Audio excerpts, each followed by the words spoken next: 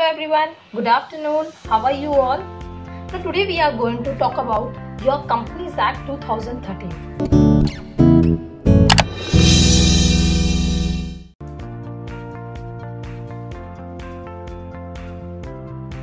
Now earlier there was a Companies Act 1956, but after year 2013 there has been a few of the changes in the earlier act, and we are going to study about the new act.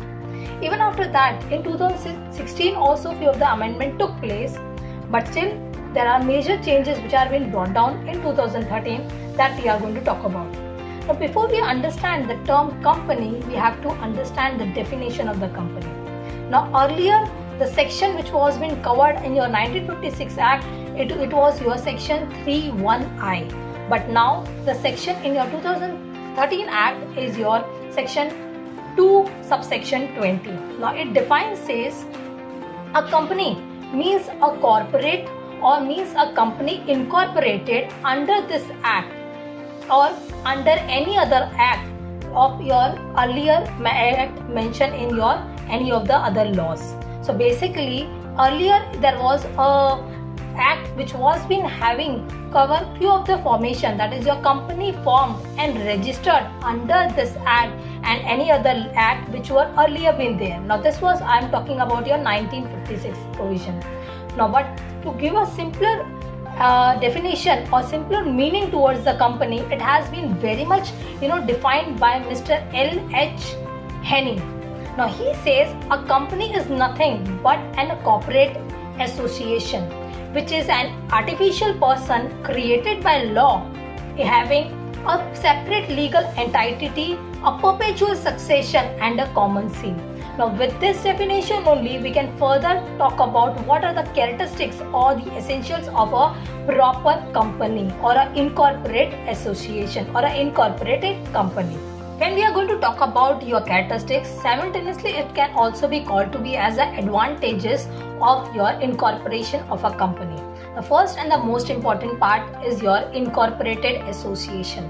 Incorporated, this term means to say you are registered. Your company is always required to be registered.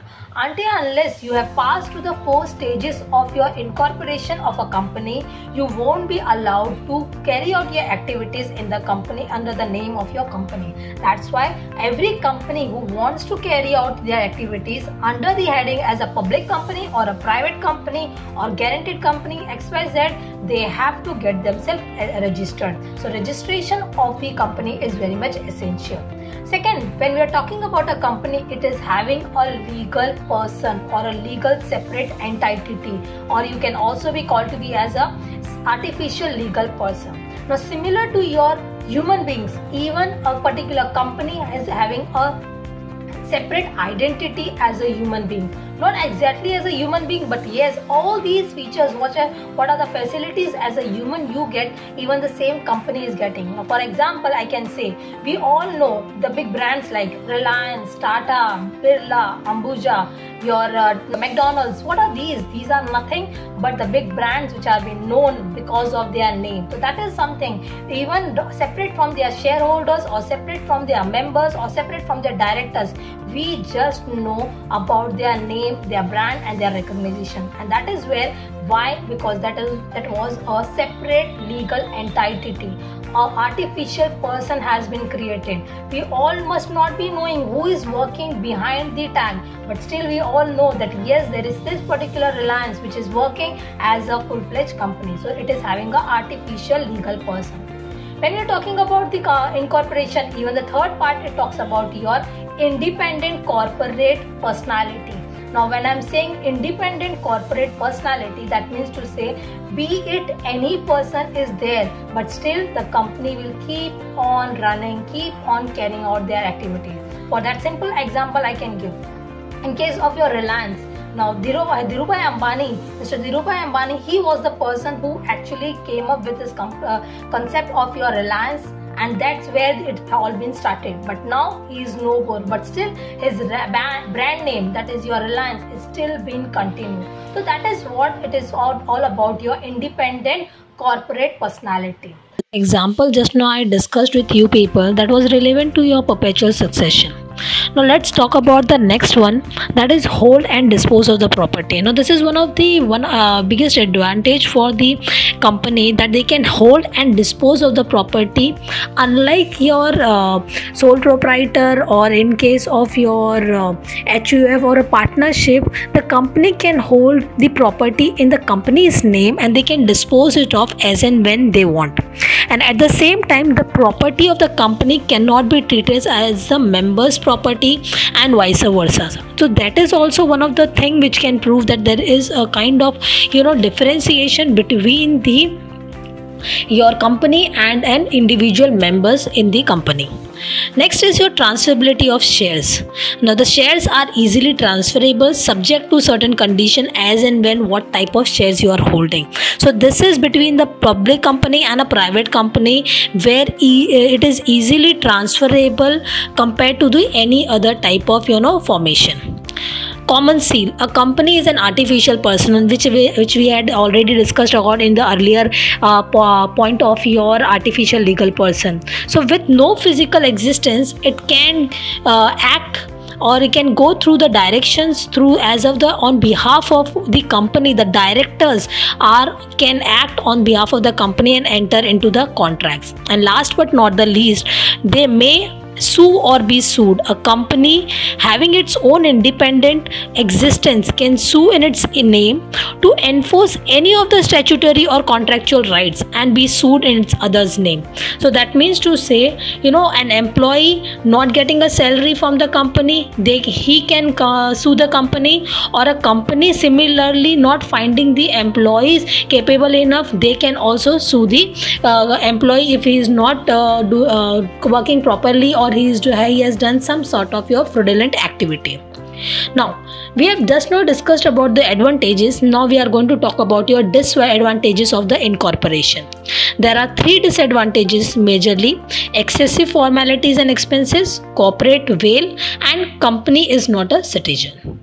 Now first is your company is having excessive formalities and expenses. So when a person is not having that much of capable of the capital, in that case it is having a very much high expenditure as compared to a sole proprietor or a partnership. And even the incorporation formalities or the procedure which we have to go through while incorporating the company, that is also very much high. So that is one of the disadvantages. Second part, lifting of corporate veil, or you can say a corporate veil. See, no doubt a company is having its own identity as an artificial legal person, but still there is one thing where each and every activity done by the human, that is, it can be done by your directors, or it can be done by your employees, or any other person relevant to the working in the company, can be the person who must have done any fraud or something, but still in that case company will be held liable and company will have to pay the penalties or the damages for the same. So there is this clause of your corporate veil. Until and unless that particular corporate veil will be lifted, you will not be able to realize or recognize who is the person who is actually behind to do all such kind of fraud and all. So this is very much important. Each activities in the company are be liability of the company itself. And last part is a company is not a citizen. Now this is very important for you to understand. Company is not a citizen. No doubt it is having a separate identity, but it is not a citizen. So that's why the company is never getting a voting right and all. As equivalent to a human is going to have much more priority as compared to a company. So that's why they are not getting the right to vote. Now I just wanted to highlight over the corporate veil. Now this corporate veil, can be a kind of a advantage position also, because this is one of the feature of the incorporation of the company, which gives a kind of advantage to the company. Each time if any other person is doing something wrong in the name of the company, they can lift the corporate veil. Now veil, it is a term which is equivalent to a curtain. So what the law says, let's lift the curtain and actually see who is the person who has done some kind of fraud or manipulation or misinterpretation of the documents or of the procedure in the company, and that particular person can be held liable for the same. And that is the term which has been stated in your lifting of corporate veil. Now coming to the part of your formation of the company, Now that is very important. A company can be incorporated by any person. Now that person can be called to be as a promoter of the company. Now he is the person who actually does the initiative work, right from incorporating to raising capital to getting the certificate from the ROC, and finally handing over the particular business in the name of any other person who is wanting to purchase, or even the promoter himself can continue with his activities, and even later on that particular business can be sold off by the promoter. So promoter is the person who will be initially liable for all those activities he is doing in the name of the company. Now promoters are also the persons who are proceduring, moving to the your ROC and carrying out all those activities that is required to be completed, right from the framing of the memorandum of association to articles of association, or even for conducting the first meeting, that is your statutory meeting or your general AGM. Moving ahead, let's discuss something about your classification of companies or the types of companies. Now basically your classification of the companies can be headed under your three initial headings, that is your chartered companies, your statutory companies, and your registered companies. Now no doubt I am going to give many of the different types of companies, but very much well recognized and you must be knowing about these companies are your public company and private company. But let's see what are the other companies which are been there under your statutory company, your chartered company, and your registered company. Now coming to the first part of your chartered company. Now chartered company, it is nothing but your company which was being run by during the times of emperors and kings. Over that time, each particular company was being initiated and was taken care by the kings or the queens, and during that time, each time they was getting registered, they were being registered through a charter, through a kind of a role which was being initiated by these kingships and the lordship rules, and that's why it was being called to be as a chartered company. Now one of the example is your East India Company can also be called to be as a chartered company. Now when we are talking about your statutory companies, these are the companies being framed by the government or any other statute, law, or the rules and regulation. For that example, I can be called as a RBI can be one of the example of your statutory company.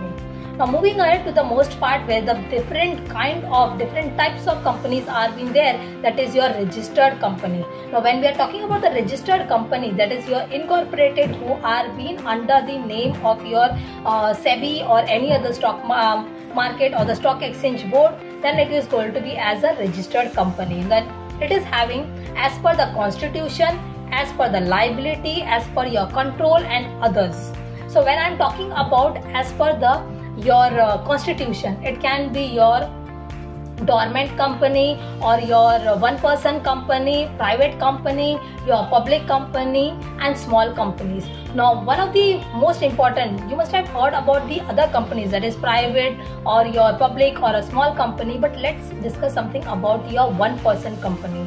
Now this particular concept of one-person company has been initiated in your amendment made by your 2013 Act only. Earlier there was no such rule regarding your one-person company, but now even one single person can start a company, and that is called to be having a one-person company.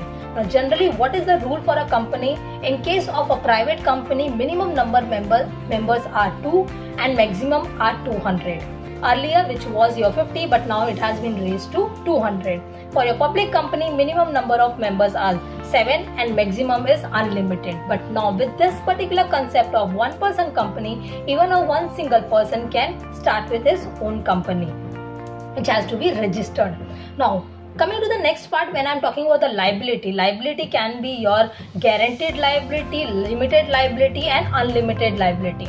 Guaranteed means to say how much I have guaranteed, for that much amount I will be required to pay for the same. Limited only to the limited value of your shares. Unlimited, even whatever is going to be the liability in the end during the time of winding up, that will be my final liability.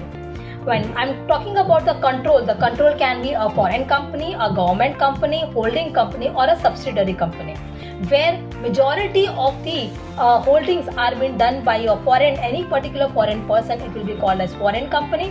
When the majority 51% of the shares are held by the government, that is either your state government or central government, it will be called to be as a government company. Holding company can also be called as a parent company, where one particular company is holding the sister concern of another company. A company is having or has been invested in the B company, then A company will be called as holding company and B company will be called as your subsidiary company. Last part, your other companies can be your investing company, your non-trading company, or your producer company. Investment company, where the companies are just carrying out the business of investing in the rest of the companies, then it will be called as investing companies.